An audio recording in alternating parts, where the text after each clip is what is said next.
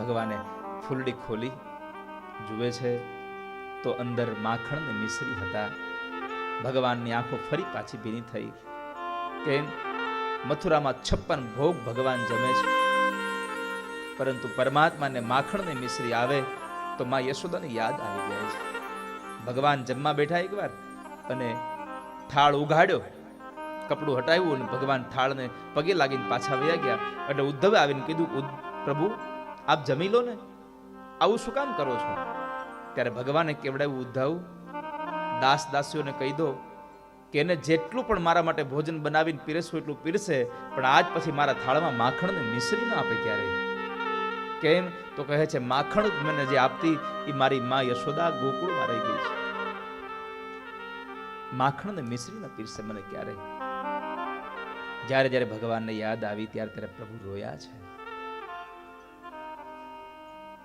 નંદ લાલા ને માતા યશોદાજી સાંભરે, મમતાની મૂર્તિ મારી રહી ગઈ ગોકુળમાં.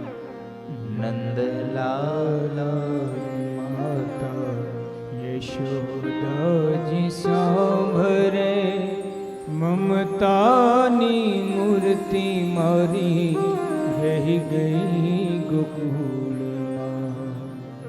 56 ભોગ અહીં થાળ મજાના, 56 ભોગ અહીં થાળ મજાના, 56 ભોગ અહીં થાળ મજાના, 56 ભોગ અહીં થાળ મજાના.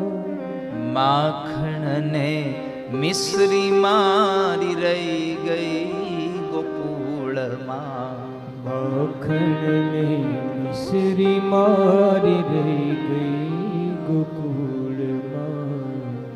નંદલાલા ને માતા યશોદાજી સાંભરે, મમતાની મૂર્તિ મારી રહી ગઈ ગોકુળમાં. તો ભગવાન ઠાકોરજીને માં યાદ આવ્યા ત્યારે પ્રભુ રોયા છે. ઉદ્ધવજી મહારાજ ગોપીઓ સાથેનું વાતચીત કરી, માં યશોદા સાથે વાતચીત કરી અને ભગવાન માટે માખણ મિશ્રી લઈને પાછા આવ્યા. ઉત્તરાર્ધને ત્યાં વિશ્રામ કરી ઉત્તરાર્ધમાં પ્રવેશ કર્યો. જરાસંઘ એટલે કે કંસના સસરા, કંસની 2 પત્ની અસ્તિ અને પ્રાપ્તિ પોતાના પિતાને ત્યાં ગઈ એટલે એમણે મથુરા ઉપર ચઢાઈ કરી. 17 વખત મથુરા ઉપર જરાસંધે ચઢાઈ કરી. 18મી વખત કાળિયવન અને જરાસંધ 2 ભેગા મળી અને જ્યારે મથુરામાં આવે છે ત્યારે પરમાત્માએ નવી નગરી દ્વારકાનું નિર્માણ કરાવ્યું. સૌ યાદવોને એમાં પધરાવ્યા. ભગવાન ગુફાઓમાં સંતાયા. કાળિયવન એની પાછળ ગયો તો મુચુકુંદ નામના રાજા સૂતા હતા, એના ક્રોધાગ્નિ દ્વારા કાળિયવનને માર્યો અને ભગવાન નીકળ્યા. પરમાત્માના દર્શનની ઝાંખી કરવાની ઈચ્છા જ્યારે મુચુકુંદ રાજાને થઈ, પરમાત્માએ કીધું કે બીજા અવતારમાં દર્શન થશે.